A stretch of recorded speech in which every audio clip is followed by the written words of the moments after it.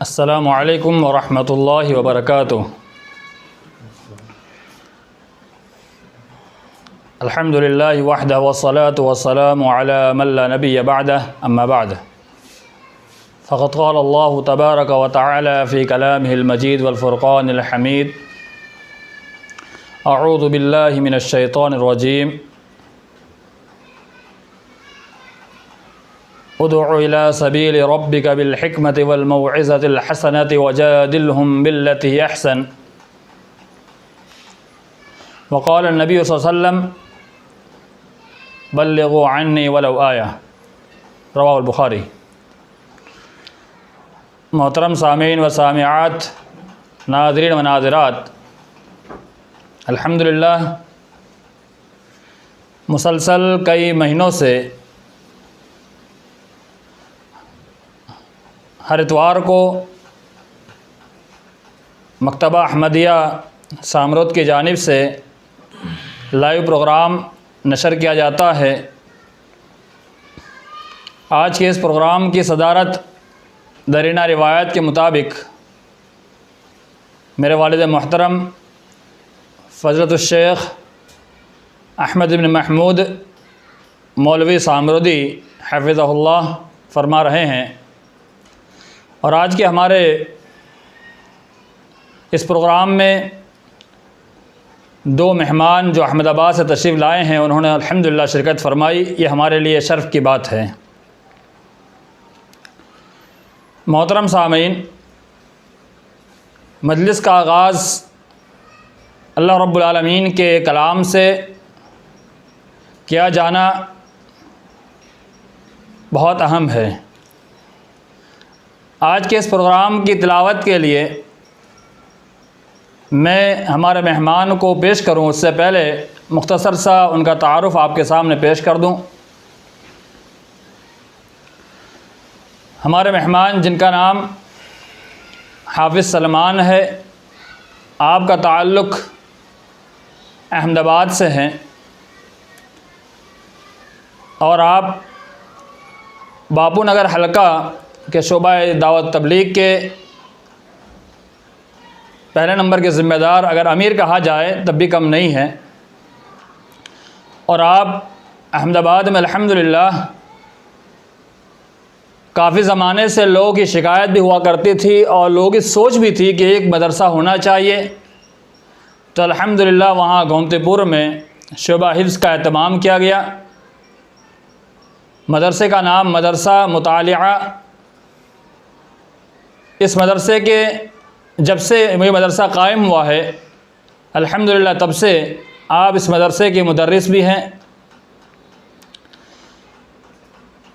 और थोड़ा और मज़ीद आगे बढ़ें तो आपके वालिद साहब, जिनको मोहम्मद यूनुस के नाम से जाना जाता है, अल्हम्दुलिल्लाह गुजरात की इस जमात के पीछे उनका एक बड़ा ताउन रहा है। दावती एतबार से भी, हर एतबार से इन्होंने अल्हम्दुलिल्लाह गुजरात की जमात को बड़ा ताउन दिया। बेबाक मुकर्रिर मौलाना मोहम्मद जुनागढ़ी रहमहुल्लाह, जो अभी हाल हमारे गुजरात के अमीर मौलाना शोएब जुनागढ़ी साहब के वालिद मोहतरम, उनका दौर भी और उनके साथ भी अल्हम्दुलिल्लाह रह कर के काम किया और उसके बाद भी अल्हम्दुलिल्लाह मुसलसल काम करते रहे। आज हमारे इस प्रोग्राम में शामिल है और आपने शोबा हिफ्ज़ मेरे मादर इल्म जामिया रहमानिया से अल्हम्दुलिल्लाह इब्तिदा ता इंतहा कुरान मजीद को मुकम्मल हिफ्ज़ किया। शायद इतना तारुफ़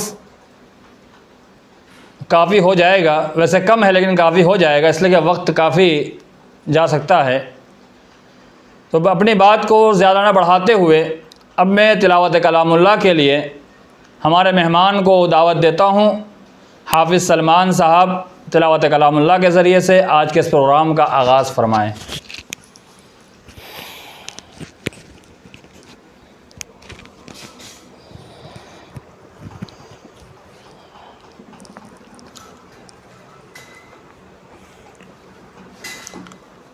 अस्सलामु अलैकुम वरहमतुल्लाहि वबरकातुहू। वालेकुम सलाम व रहमतुल्लाह।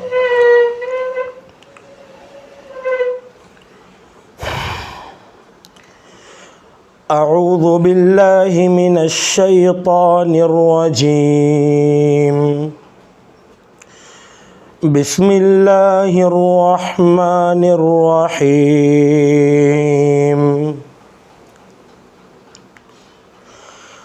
अलम नुहलिकिल अव्वलीन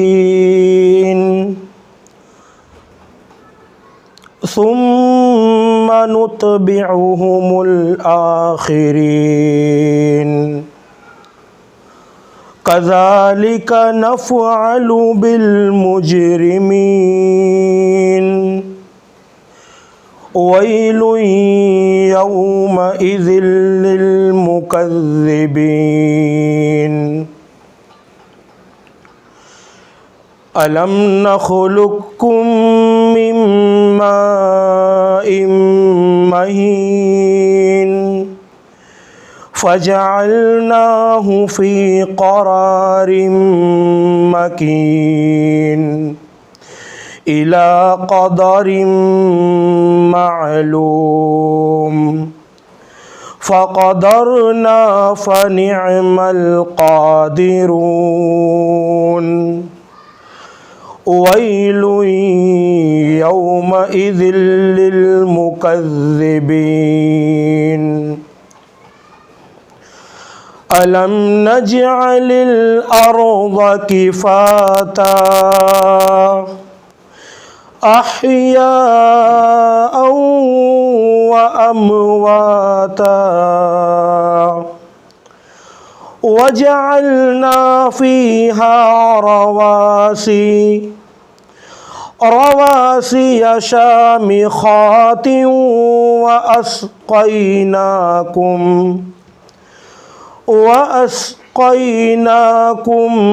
माअन फ़ुराता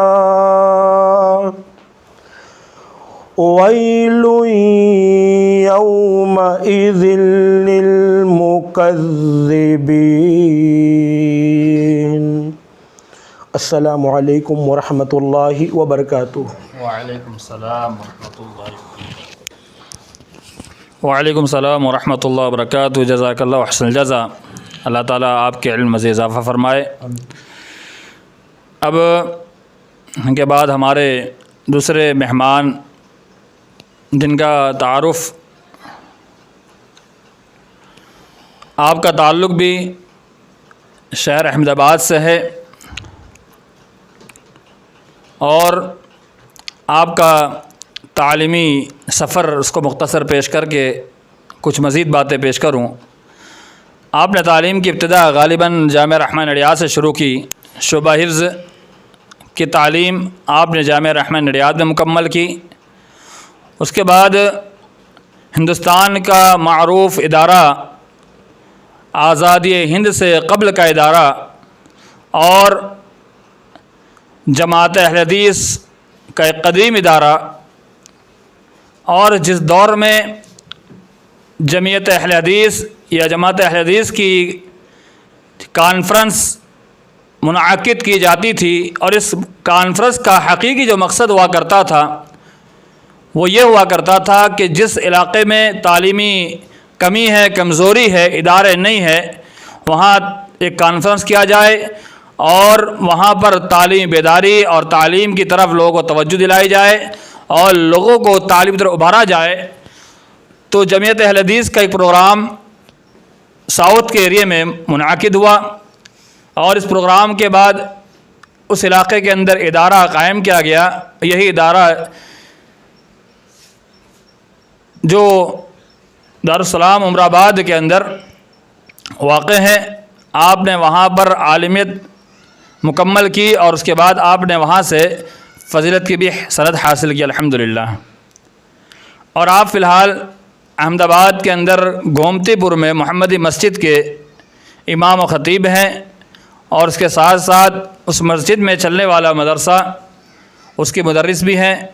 और अल्हम्दुलिल्लाह अहमदाबाद में आपके दावती और इस्लाही ख़िताब भी हुआ करते हैं अल्हम्दुलिल्लाह। और आज हमारे दरमियान अल्हम्दुलिल्लाह मौजूद है हमारे अल्हम्दुलिल्लाह पहले मेहमान जो हैं तिलावत पेश की वो भी हमारे साथी रह चुके हैं और आपके सामने जो अभी कुछ बातें पेश करेंगे वो भी हमारे साथी हैं, वो में से हैं अल्हम्दुलिल्लाह। अब मैं बिला ताख़ीर हमारे मेहमान फ़ज़ीलतुश शेख मोहम्मद आमिर उमरी हफ़िज़हुल्लाह को दावत देता हूँ कि आप अपने कीमती कलिमात से हमें और हमारे तमाम सामईन को मुस्तफ़िज़ फ़रमाएँ।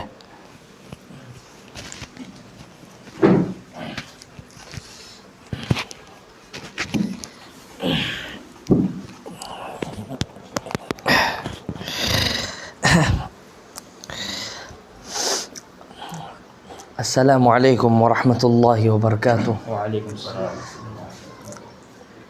अल्हम्दुलिल्लाहि रब्बिल आलमीन वस्सलातु वस्सलामु अला रसूलिहिल करीम व अला आलिहि व अस्हाबिहि अजमईन, अम्मा बाद, वमन तबिअहुम बिइहसानिन इला यौमिद्दीन। फ़क़द क़ाल अल्लाहु तआला फ़ी कलामिल मजीद वल फ़ुरक़ानिल हमीद, अऊज़ु बिल्लाहि मिनश शैतानिर रजीम, बिस्मिल्लाहिर रहमानिर रहीम। या अय्युहल्लज़ीना आमनुत्तक़ुल्लाहा हक़्क़ तुक़ातिह व ला तमूतुन्ना इल्ला व अंतुम मुस्लिमून। या अय्युहन्नासुत्तक़ू रब्बकुमुल्लज़ी ख़लक़कुम मिन नफ़्सिन वाहिदह व ख़लक़ मिनहा ज़ौजहा व बस्स मिनहुमा रिजालन कसीरन व निसाअ वत्तक़ुल्लाहल्लज़ी तसाअलून बिही वल अर्हाम इन्नल्लाहा काना अलैकुम रक़ीबा। या अय्युहल्लज़ीना आमनुत्तक़ुल्लाहा व क़ूलू क़ौलन सदीदा युस्लिह लकुम अअमालकुम व यग़फ़िर लकुम ज़ुनूबकुम व मन युतिइल्लाहा व रसूलहु फ़क़द फ़ाज़ फ़ौज़न अज़ीमा। व क़ाल अल्लाहु तआला फ़ी मौज़िइन आख़र, फ़मन यअमल मिस्क़ाल ज़र्रतिन ख़ैरन यरह व मन यअमल मिस्क़ाल ज़र्रतिन शर्रन यरह। व क़ाल अल्लाहु तआला फ़मन ज़ुहज़िह अनिन नारि व उदख़िलल जन्नत फ़क़द फ़ाज़ व मल हयातुद दुनिया इल्ला मताउल गुरूर। मोहतरम सामईन, अज़ीज़ साथियों, ख़वातीन इस्लाम, मेरी माँ और बहनों, कुरान मजीद की सूरे ज़िलज़ाल की आखिरी की 2 आयतें मैंने आपके सामने पढ़ी है और सूरा आली इमरान की आयत नंबर 185 का आखिरी का हिस्सा मैंने आपके सामने पढ़ा है। इस मुनासिबत से कि हमें रमज़ान के बाद क्या करना है, रमज़ान के बाद भी हमें अपनी नेकियों को जारी रखना है। अल्लाह रब्बुल आलमीन ने सूरे ज़िलज़ाल की आखिरी 2 आयतों में इरशाद फ़रमाया कि जो ज़र्रा बराबर नेकी करेगा, भलाई करेगा, कल क़यामत के दिन हश्र के मैदान में उसको देख लेगा, और जो ज़र्रा बराबर बुराई करेगा वो कल क़यामत के दिन हश्र के मैदान में अपनी बुराई को अपने सामने पाएगा।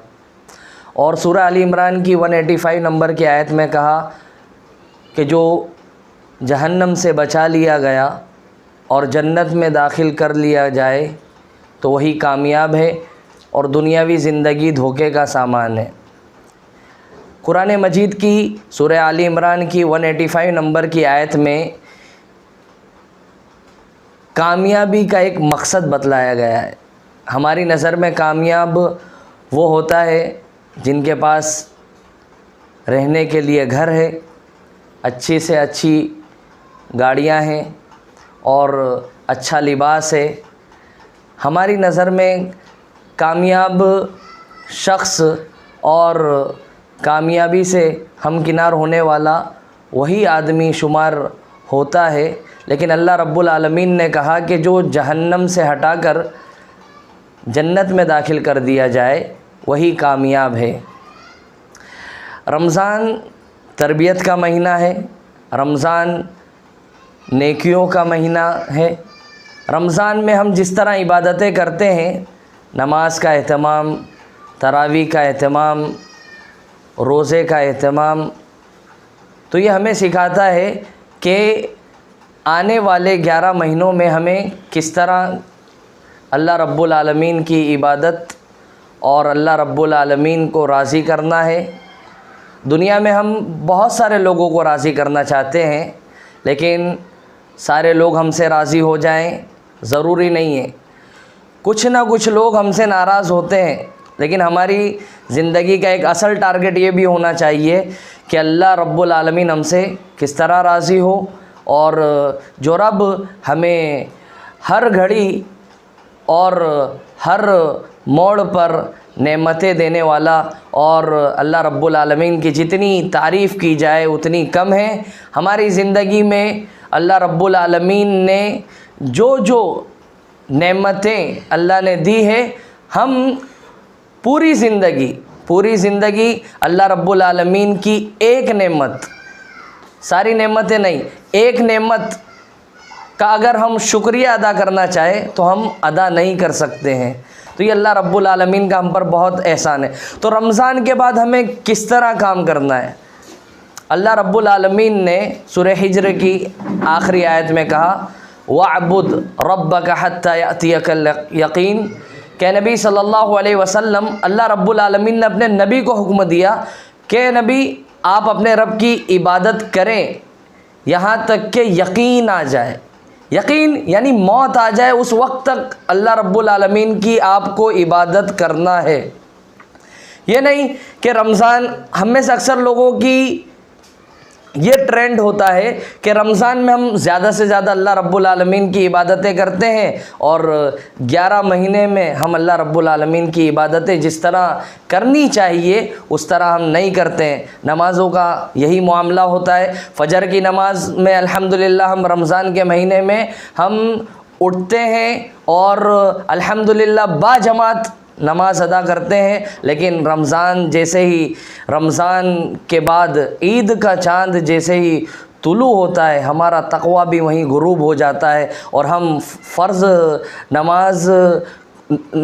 नमाज़ों को तो हम तर्क करते ही हैं। ख़ास करके फ़जर की नमाज़ों में हम इतनी कोताही और बरतते हैं कि हम 11 महीने में फ़र्ज़ नमाज़ों के सिलसिले में तो दूर होते हैं, लेकिन फ़जर की नमाज़ हम कभी जमात के साथ अदा नहीं करते हैं। यह हमारी ज़िंदगी की सबसे बड़ी बदनसीबी होती है कि हम रमज़ान के महीने में तो अल्लाह रब्बुल आलमीन की इबादतें कर रहे हैं, लेकिन रमज़ान के बाद हमारी ज़िंदगी का बहुत बुरा हाल है। अल्लाह रब्बुल आलमीन ने कहा कि वो लोग जिन्होंने कहा कि हमारा रब अल्लाह है और फिर जम गए, इन्नल्लज़ीना क़ालू रब्बुनल्लाहु सुम्मा इस्तक़ामू, जिन्होंने कहा कि हमारा रब अल्लाह है और फिर उस पर जम जाना है।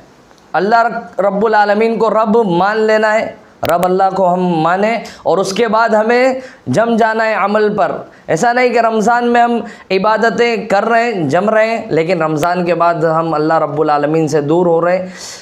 इसीलिए असलाफ़ कहा करते थे, असलाफ़ से पूछा गया कि वो लोग जो रमज़ान में अल्लाह रब्बुल आलमीन की इबादतें करते हैं, लेकिन रमज़ान के बाद अल्लाह रब्बुल आलमीन की इबादतें नहीं करते हैं, उनसे कोताही होती है। तो हमारे असलाफ़ में से बाज़ लोगों का ये कौल मिलता है कि बहुत बुरे हैं वो लोग जो अल्लाह रब्बुल आलमीन को सिर्फ़ रमज़ान में पहचानते हैं, और रमज़ान के बाद जो 11 महीने हैं अल्लाह रब्बुल आलमीन को नहीं पहचानते हैं। देखिए, अल्लाह रब्बुल आलमीन का हम पर एहसान पूरे साल है, पूरे साल। रमज़ान के बाद आने वाला महीना शव्वाल, शव्वाल से लेकर के आइंदा शाबान तक यानी 11 महीनों का और 12 महीनों का रब हमारा अल्लाह रब्बुल आलमीन है। तो हम अल्लाह रब्बुल आलमीन को सिर्फ़ रमज़ान में पहचानें और रमज़ान में इबादतें करें और दूसरे महीनों में छोड़ दें, ऐसा नहीं होना चाहिए। हमें जमना चाहिए, अल्लाह रब्बुल आलमीन की इबादत करनी चाहिए, बंदगी करनी चाहिए, और सही मानों में इखलास के साथ अल्लाह रब्बुल आलमीन को राज़ी करने वाले काम हमें करने चाहिए। नबी सल्लल्लाहु अलैहि वसल्लम का तरीक़ा होना चाहिए, और ये सारी चीज़ें इंशाअल्लाह हमें जन्नत में लेकर के जाने वाली है। तो वही आयतें जो मैंने आपके सामने पढ़ी है कि जो ज़र्रा बराबर भी नेकी करेगा वो कल क़यामत के दिन हश्र के मैदान में उस नेकी को वो पाएगा, और जो ज़र्रा बराबर बुराई करेगा कल क़यामत के दिन हश्र के मैदान में वो उसको देख लेगा। अल्लाह रब्बुल आलमीन हमारी नेकियों को हमारे सामने लाएगा और हमारी बुराइयों को अल्लाह रब्बुल आलमीन हमारे सामने ला करके खड़ा कर देगा। हमें बचना चाहिए और सही मानों में अल्लाह रब्बुल आलमीन की इबादत करनी चाहिए, अमल में आगे आगे आना चाहिए। अल्लाह रब्बुल आलमीन से हम दुआ करते कि अल्लाह रब्बुल आलमीन रमज़ान के बाद भी अल्लाह रब्बुल आलमीन हमें अमल की अल्लाह तौफ़ीक दे। अल्लाह रब्बुल आलमीन हमें अल्लाह की इबादत साल के 12 महीने 360 दिन अल्लाह रब्बुल आलमीन करने वाला बनाए। अल्लाह रब्बुल आलमीन हमारा ख़ात्मा ईमान और इस्लाम पर करे। अल्लाह रब्बुल आलमीन जो यहाँ पर अल्हम्दुलिल्लाह जिन्होंने मुझे कुछ कहने का मौका दिया है, हमारे साथी जो काम कर रहे हैं, अल्लाह उनकी कोशिशों को अल्लाह कबूल कर ले। अल्लाह रब्बुल आलमीन उनके वालिदैन को अल्लाह रब्बुल आलमीन सेहत और आफ़ियत के साथ रखे। आमीन। व आखिरु दावाना अल्हम्दुलिल्लाहि रब्बिल आलमीन। बहुत बहुत शुक्रिया, जज़ाकल्लाह व अहसन जज़ा। ये थे हमारे मेहमान फ़ज़ीलतुश शेख आमिर उमरी हफ़िज़हुल्लाह व तवल्ला, जिन्होंने अल्हम्दुलिल्लाह बहुत ही कम वक्त में बहुत ही मुफीद बातों से हमें नवाजा और कम वक्त के अंदर दलाइल की रोशनी में बहुत ही अच्छे अंदाज़ में बहुत ही अल्हम्दुलिल्लाह मालूमाती बयान पेश किया। बहुत बहुत शुक्रिया, जज़ाकल्लाह जज़ा। अल्लाह ताला आपके इल्म में इजाफ़ा फ़रमाए और आपके इल्म को पूरी दुनिया के लिए, पूरे आलम के लिए इस्तिफ़ादा का सबब बना दे। आमीन। अब आइए मुख्तसर आपके सामने इंशाअल्लाह ख़िताब पेश करने के बाद सदारती कलिमात भी पेश किए जाएंगे।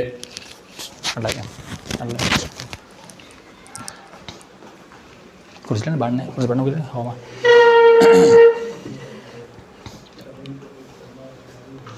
अल्हम्दुलिल्लाह नहमदुहु व नस्तईनुहु व नस्तगफिरुहु व नऊज़ु बिल्लाहि मिन शुरूरि अनफुसिना व मिन सय्यिआति अअमालिना मन यहदिहिल्लाहु फला मुदिल्ल लहु व मन युद्लिलहु फला हादिय लहु व नशहदु अन ला इलाहा इल्लल्लाहु वहदहु ला शरीका लहु व अशहदु अन्न मुहम्मदन अब्दुहु व रसूलुहु। अम्मा बअदु फ़इन्न खैरल हदीस किताबुल्लाह व खैरल हदी हदी मुहम्मदिन सल्लल्लाहु अलैहि वसल्लम व शर्रल उमूरि मुहदसातुहा व कुल्लु मुहदसतिन बिदअह व कुल्लु बिदअतिन ज़लालह व कुल्लु ज़लालतिन फ़िन्नार।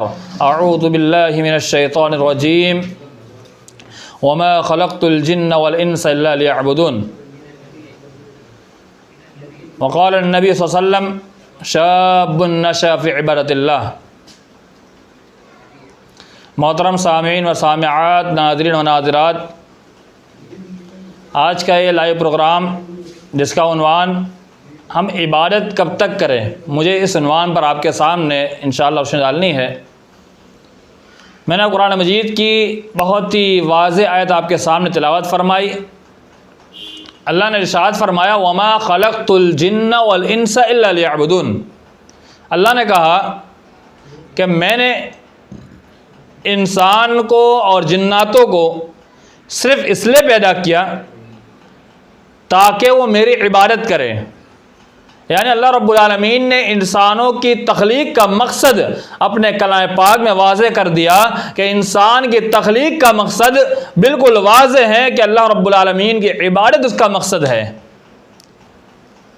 फिर अल्लाह ने आगे फरमाया मा उरीदु मिनहुम मिन रिज़्क़िन व मा उरीदु अन युतइमून, कि मैं उनसे न खाना मांगता हूँ न रिज़्क़ मांगता हूँ, बल्कि मैं तुमसे सिर्फ एक चीज़ चाहता हूँ, वो है इबादत। उसके अलावा मुझे कुछ नहीं चाहिए, इबादत तुमसे मैं मांगता हूँ।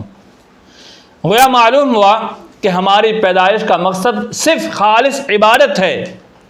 लेकिन इबादत कहते किसको है?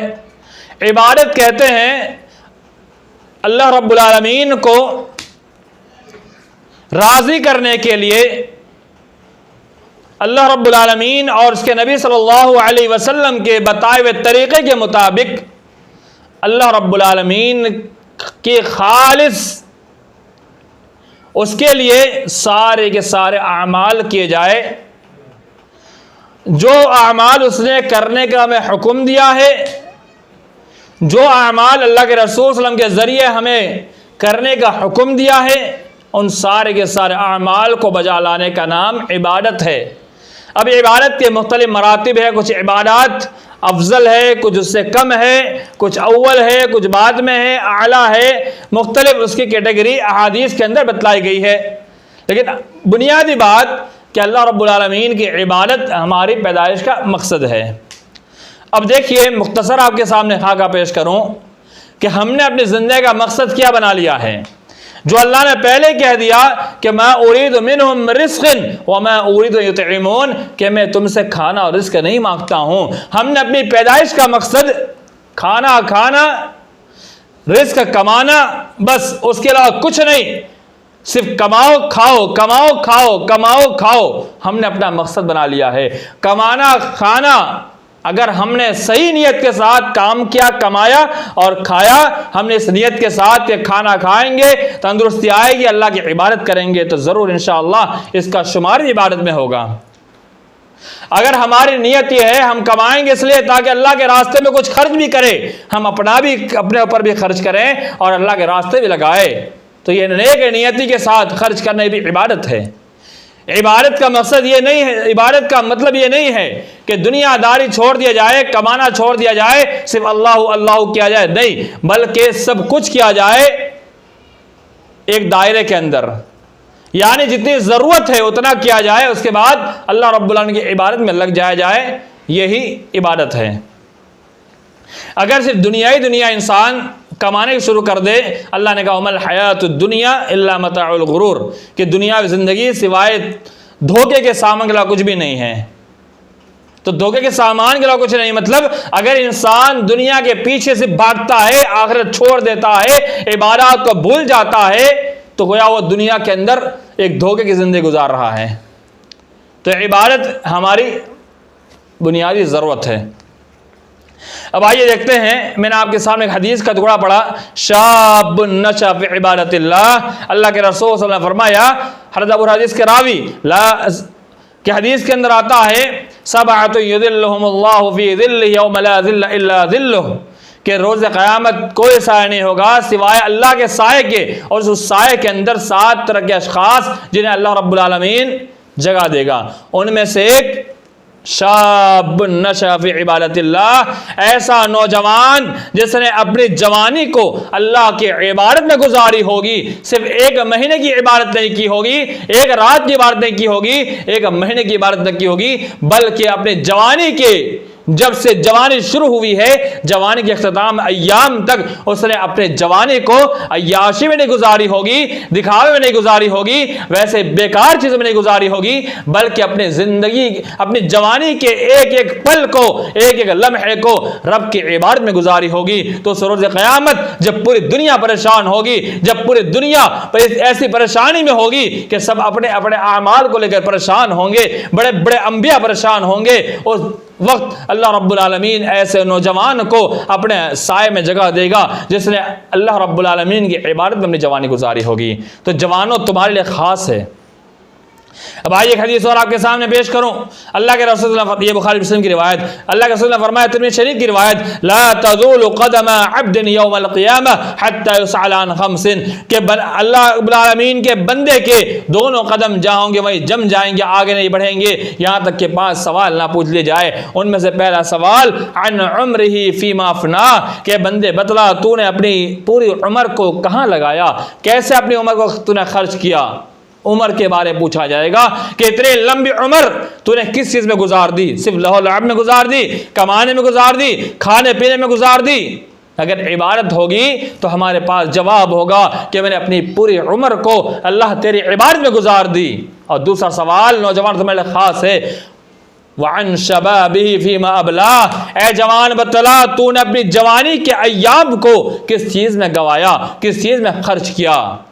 अगर इबादत में गुजारा होगा तो जवाब बड़ा आसान होगा, अगर इबादत ही नहीं की होगी तो मेरे नौजवानों वहाँ जवाब क्या दोगे।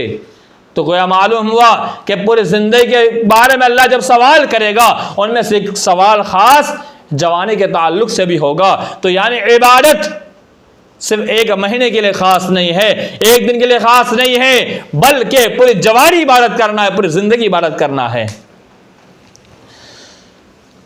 आइए हम देखते हैं कि अगर हम नमाज एक इबादत, अजीम इबादत है और अफजल इबादत है, आला इबादत है, इंसान कभी पढ़ता है कभी छोड़ देता है, तो उसके ताल्लुक से अल्लाह ने क्या कहा, इन्नल मुनाफिकीन युखादिऊन अल्लाह व हुवा खादिउहुम व इज़ा क़ामू इलस्सलाति क़ामू कुसाला।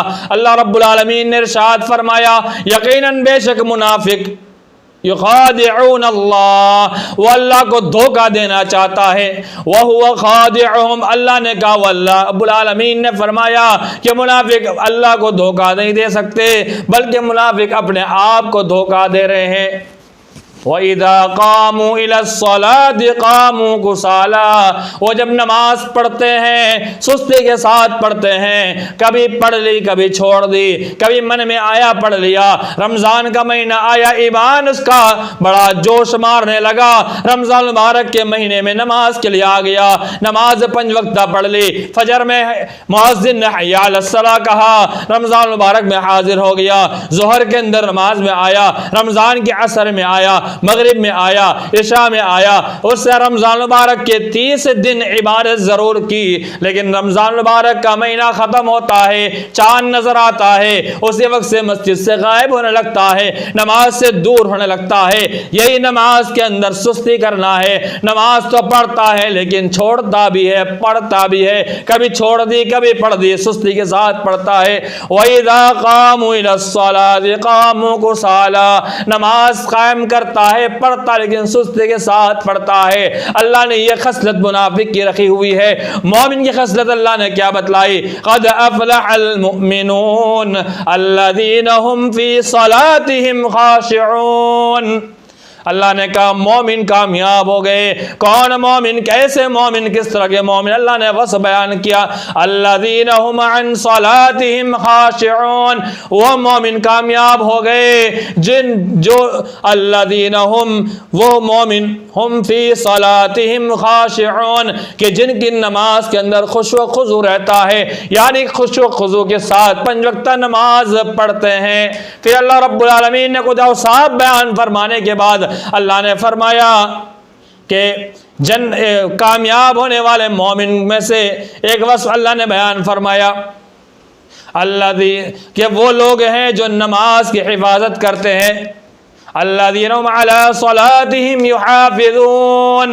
यही सूरह मोमिन में अल्लाह ने फरमाया कि मोमिन कामयाब होने वाले मोमिनीन में से वस्फ़ ये बयान फरमाया, अल्लज़ीना हुम अला सलातिहिम युहाफ़िज़ून, कि कामयाब होने वाले मोमिनीन में एक वस्फ़ ये भी होता है कि वो नमाज की हिफाजत करते हैं, 5 वक्त नमाज को उसके वक्त पर पढ़ते हैं।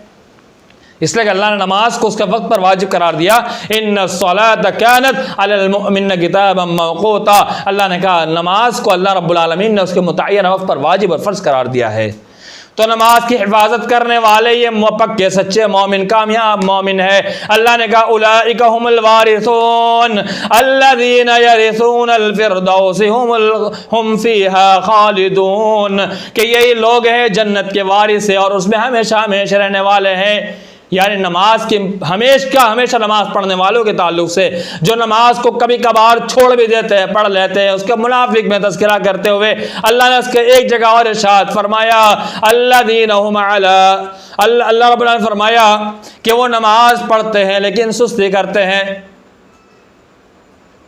फ़वैलुल लिल मुसल्लीन, नमाजियों के लिए वैल है। नमाजी, नमाज पढ़ने वाला, सलात करने वाला, उसके लिए वैल है। वैल जहन्नम के सबसे निचले दर्जे के लोग जहाँ डाले जाएंगे उस जगह को कहा जाता है अल्लज़ीना हुम अन सलातिहिम साहून। ये वैल में जाने वाले नमाजी कौन है? अल्लाह ने कहा ये वो नमाजी है जो नमाज में सुस्ती करते हैं। यानी रमज़ान का महीना पाबंदी की, रमज़ान के बाद गायब हो गए। अल्लाह ने कहा यही लोग हैं जो नमाज में सुस्ती करने वाले और वैल में जाने वाले।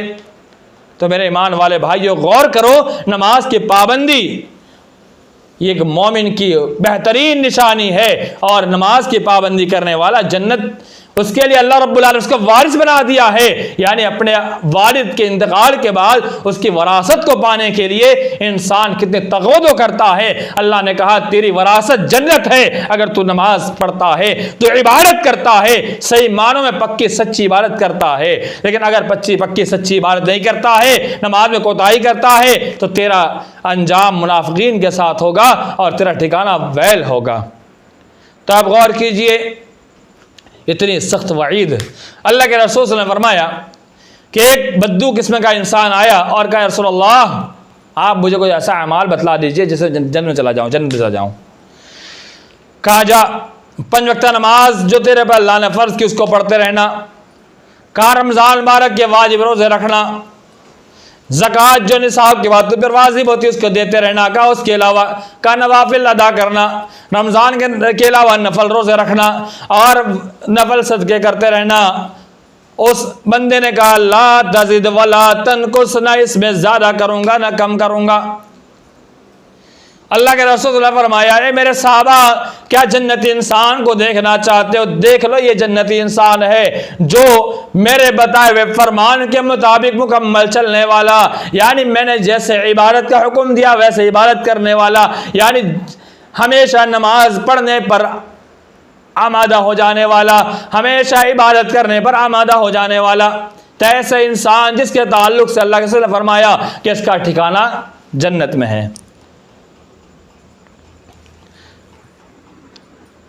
आइए एक आयत और पेश करूं, इससे पहले हमारे मेहमान मुकर्रर वो आयत पेश की। अल्लाह ने फरमाया वअबुद रब्बक हत्ता यातियकल यकीन। अब सवाल ये पैदा होता है हमें इबादत कब तक करनी है, कितनी मुद्दत इबादत करनी है, क्या हम कुछ साल इबादत कर ले छोड़ दे या फिर क्या करें? अल्लाह ने कहा है नबी सल्लल्लाहु अलैहि वसल्लम याद रख लीजिए, वअबुद रब्बक हत्ता यातियकल यकीन, क्या आप अपने रब की इबादत कीजिए यहाँ तक कि यकीन आ जाए। यकीन की तफसीर मुफस्सिरीन ने की है कि मौत आ जाए, यानी मौत के आने तक हमें अल्लाह की इबादत करना है। यानी अल्लाह की इबादत करने के लिए 1 साल या 1 महीना नहीं, सिर्फ रमज़ान का महीना नहीं, बल्कि हमारी मौत आने तक अल्लाह रब्बुल आलमीन ने कहा कि नबी सल्लम इबादत कीजिए। गोया नबी सल्लम को जब इतना ताकीद के साथ हुक्म दिया जा रहा है, हम आपके उम्मती है और हम गुनहगार भी है जिनके अगले पिछले गुनाह माफ़ है। अल्लाह ने कहा लियग़फ़िर लकल्लाहु मा तक़द्दम मिन ज़म्बिका व मा तअख़्ख़र, ताकि आपके अगले पिछले गुनाह सारे माफ़ कर दिए जाए। वो नबी से कहा जा रहा है कि नबी सल्लल्लाहु अलैहि वसल्लम आप अपनी मौत तक रब की इबादत करते रहिए। तो हम तो गुनहगार हैं, हम पाप भी बंदे हैं, हमें इस बातों पर कितना पुख्तगी के साथ अमल करना चाहिए। यानी हमें इबादत अल्लाह रब्बुल आलमीन की करना है, मौत तक करना है। लेकिन आजकल हमारा क्या मामला बन चुका है? रमज़ान आया, नमाज पढ़ी, ईद का चांद दिखा, गायब हो गए, सब कुछ भूल भाल गए, सिर्फ दुनिया दुनिया दुनिया। तिजारत में बैठे हुए हैं, तिजारत को तरजीह दे करके नमाज को छोड़ देते हैं। मेरे इस्लामी भाइयों, ये कैसी तिजारत है?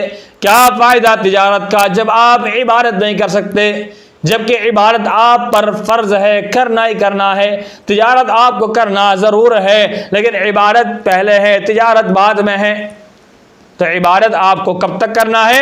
आपकी मौत आने तक करना है। हाँ, अगर ऐसी कैफियत पैदा हो जाए कि आप बेहोश हो गए हैं, आपकी अकल खो चुकी है, ऐसी सूरत के अंदर, या छोटे बच्चे हैं यानी अकल बिल्कुल खलास हो चुकी है, तो ऐसी सूरत के अंदर रुफ़िअल अक़लाम अन सलात के 3 किस्म के लोग, उनसे कलम उठा ली जाती है, उनके लिए अलग मामला है, पागल इंसान हो गया। लेकिन सही सालिम है तो पूरे ज़िंदगी उसको इबादत करनी है। अगर ऐसा नहीं करता है तो शरीयत इस्लामिया ने जो हमारे लिए वईद मुतय्यन कर रखी है, जो आपके सामने पेश की गई, वो हमारे लिए है। तो हमारे लिए 2 रास्ते अल्लाह ने बता दिए कि अगर नेक अमाल करोगे, अच्छी इबादत करोगे तो तुम्हारा ठिकाना जन्नत होगा, अगर इबादत में कोताही करोगे तो तुम्हारा ठिकाना जो होने वाला है वो भी आपके सामने पेश किया जा चुका।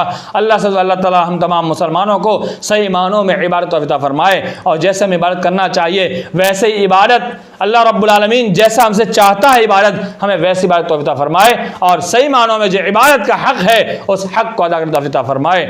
आमीन। अब आखिर में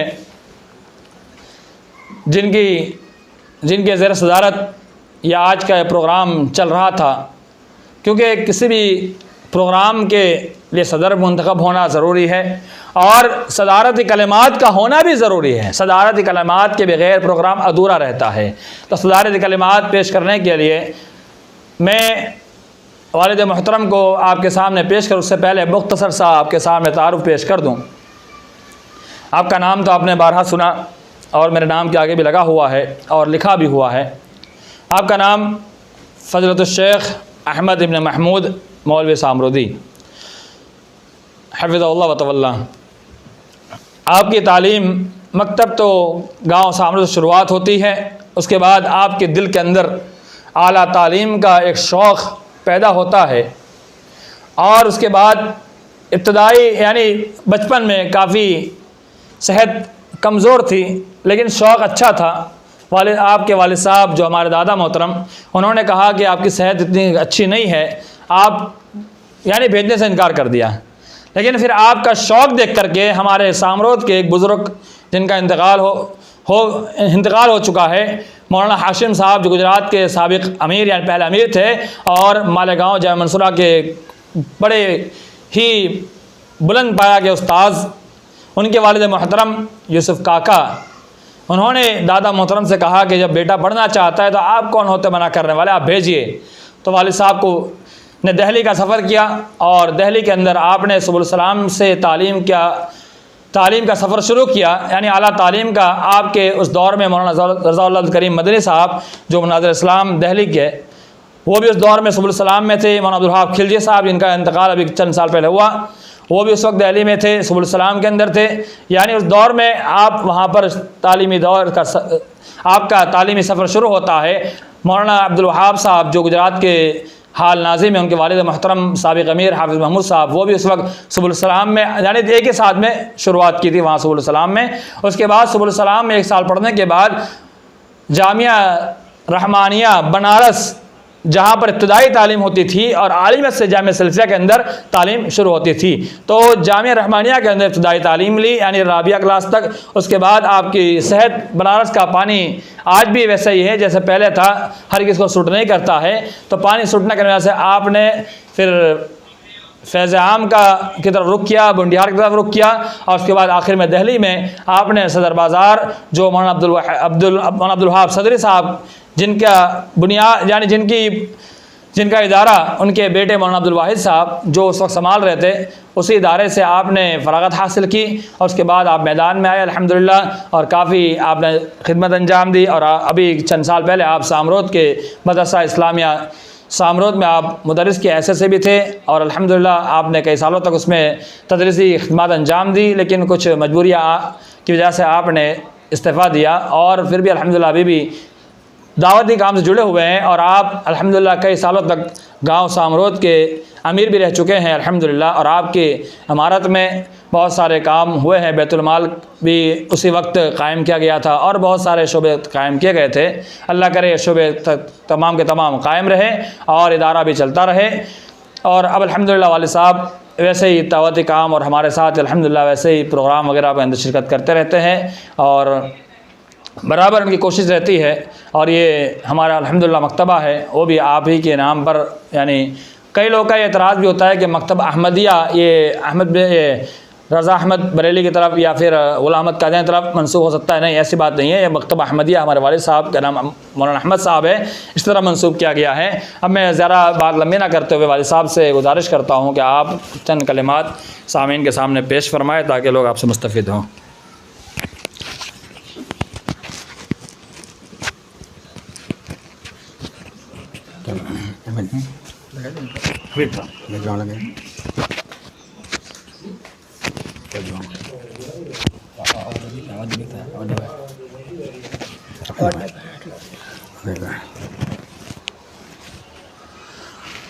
अस्सलामु अलैकुम वरहमतुल्लाहि वबरकातुह। अल्हम्दुलिल्लाहि रब्बिल आलमीन वला उद्वान इल्ला अलज़ ज़ालिमीन वस्सलातु वस्सलामु अला रसूलिहिल करीम अम्मा बाद। मुहतरम सामीन व सामिआत,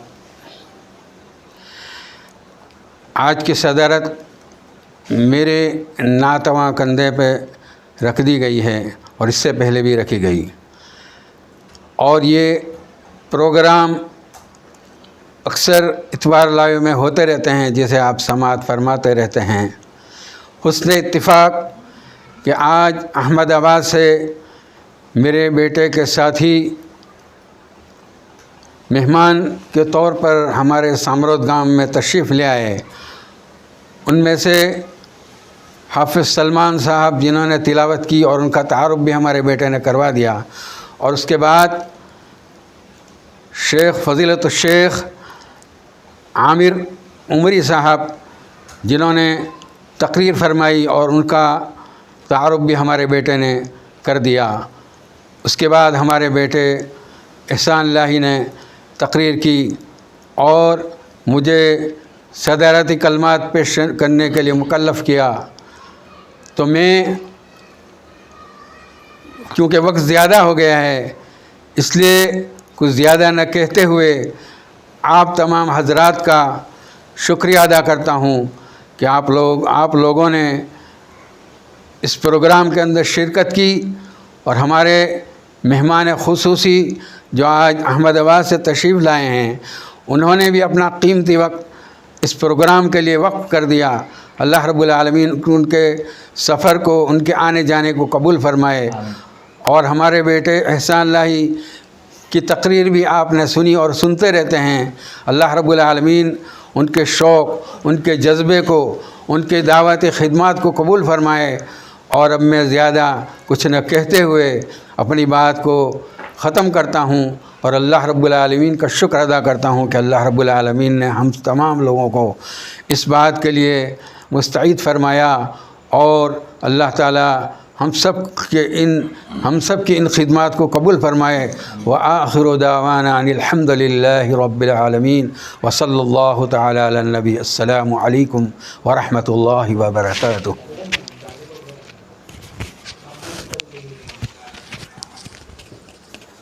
प्रोग्राम के इख्तिताम के ऐलान से पहले अल्लाह के रसूल की हदीस ला यश्कुरुल्लाह मन ला यश्कुरुन्नास कि जिसने लोगों का शुक्र अदा नहीं किया, गोया कि उसने अल्लाह रब्बुल आलमीन का भी शुक्रिया अदा नहीं किया। मैं सबसे पहले हमारे दोनों मेहमान का शुक्रिया अदा करता हूँ कि जिन्होंने अपने कीमती वक्त निकाल करके हमारे इस प्रोग्राम में शिरकत फरमाई। ये हमारे लिए बहुत ही खुशी का मौका था और शर्फ़ का मौका है। और हमारे इस प्रोग्राम में शिरकत के लिए जब हमने उनके पास बात की तो उन्होंने अल्हम्दुलिल्लाह हमारे इस प्रोग्राम में शिरकत के लिए इन्होंने हामी भरी, जिसके लिए मैं तहे दिल से शुक्रिया अदा करता हूँ। और ये भी उम्मीद करता हूँ कि आगे भी इंशाअल्लाह हमारे ये दोनों मेहमान और उसके अलावा मेहमान ऐसे हाज़िर होते रहेंगे और हमारे इस प्रोग्राम को मज़ीद आगे बढ़ाने में हमारी मदद करते रहेंगे। उसके बाद फिर मैं हमारे वालिद साहब जिन्होंने सदारत का फ़रीज़ा अंजाम दिया, अल्हम्दुलिल्लाह बहुत ही मुख्तसर वक्त के अंदर बहुत बेहतर अंदाज़ में अल्हम्दुलिल्लाह मेहमानों का भी शुक्र अदा किया और उनको खुशामदीद भी कहा। और जो तबसरा करना था बहुत ही जामे अंदाज़ में अल्हम्दुलिल्लाह तबसरा पेश किया। बहुत ही तहे दिल से मैं वालिद साहब का शुक्र अदा करता हूँ कि आपने सदारत का फ़र्ज़ अंजाम दे करके हम लोग का हौसला बढ़ाया। मैं अपने मेहमानों को तहे दिल से खैर मक़दम आखिर में कहता हूँ और फिर एक बार शुक्रिया अदा करता हूँ। और आप तमाम जिन्होंने हमारे इस प्रोग्राम में शिरकत फरमाई और हमारे इस प्रोग्राम से जुड़े रहे और बस पहले भी जुड़ते आ रहे हैं और अभी भी जुड़ रहे हैं। और अल्हम्दुलिल्लाह वैसे ही जैसे पहले सुनते थे वैसे अल्हम्दुलिल्लाह आज भी आप लोगों ने समाअत फरमाया, बड़ी खुशी हुई। अल्लाह रब्बुल आलमीन आपके सुनने कबूल फ़रमाए, हमारे साथ जुड़े होने कबूल फ़रमाए। और आप लोगों ने जो वक्त दिया है इन अवकात को अल्लाह रब्बुल आलमीन आपके लिए नजात का ज़रिया बनाए और हम तमाम को कही हुई बातों पर अमल तौफ़ीक़ फ़रमाए और हमें कहने से ज़्यादा अमल तौफ़ीक़ फ़रमाए। आमीन। आज के प्रोग्राम इसके साथ इख्तिताम को पहुँचता है। सुब्हानक अल्लाहुम्मा बिहम्दिका अशहदु अल्ला इलाहा इल्ला अंता सुब्हानका इन्नी कुन्तु मिनज़ ज़ालिमीन। अस्सलामु अलैकुम व रहमतुल्लाहि व बरकातुहू।